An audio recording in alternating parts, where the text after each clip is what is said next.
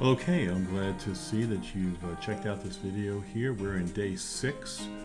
We're reading through the book of John, and today we're in chapter 2, verses 1 through 12. If you are just coming to the site today and seeing this, you may want to go back to day 1 and start a journey with me through the book of John there. Let's look at today's verses. Chapter 2, verses 1 through 12. It says this: On the third day, there was a wedding in Cana of Galilee, and the mother of Jesus was there. Jesus also was invited to the wedding with his disciples. When the wine ran out, the mother of Jesus said to him, "They have no wine." And Jesus said to her, "Woman, what does that have to do with me? My hour has not yet come." His mother said to the servants, "Do whatever he tells you." Now there were 6 stone water jars there for the Jewish rites of purification, each holding 20 or 30 gallons. Jesus said to the servants, "Fill the jars with water." And they filled them up to the brim. And he said to them, "Now draw some out and take it to the master of the feast." So they took it. When the master of the feast tasted the water, which had now become wine, and did not know where it came from, though the servants who had drawn the water knew, the master of the feast called the bridegroom and said to him, "Everyone serves good wine first when people have drunk freely, then pour wine. But you have kept the good wine until now." This, the first of his signs, Jesus did at Cana in Galilee, and manifested his glory, and the disciples believed in him. After this, he went down to Capernaum with his mother and his brothers and his disciples, and they stayed there for a few days. Now, we are 3 days after he has begun to call his closest disciples, and are beginning to walk with Jesus as he begins his time of teaching. The place we find him at is a wedding. Nothing particularly notable about the wedding. Lots of guests, and they need to be served. Unfortunately for the bridegroom, a rather embarrassing moment had arrived.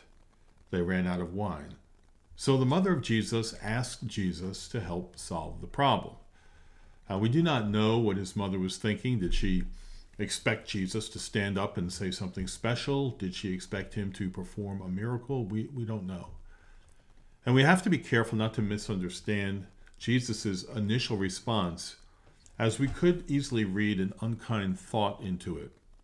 But we know from the rest of the Bible that Jesus was without sin in his life. So maybe it's more like this: what has this to do with me?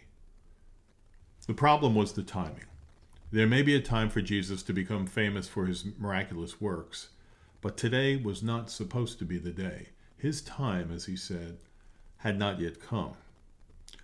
Yet even though Jesus seemed like he would not respond, he actually did respond. He graciously instructed the men to fill the jars with water, and by the time they got to the mouth of the wedding planner, it was delicious, high-quality wine. We have to stop and think about this. Jesus just demonstrated his power over physical elements, and he did it without any effort whatsoever. This takes us back to the very first verses that John wrote in this letter. Jesus is not just a man, but he is God, and he was there when the creation of the universe took place. Let's wrap it up. This is just the very beginning of the miracles that Jesus will perform. Why is this necessary? Because the claims that Jesus will make during the next 3 years should be ignored unless he really is the Son of God. Interestingly, though, we will find that no matter how many miracles Jesus did, there will still be many who reject his message because they simply refuse to accept the plain truth before them. Pray today that God will not allow you to reject the plain truth that is in this letter from John. Pray today that the Lord will open up your heart to the truth. Thanks for listening in. I hope to see you next time.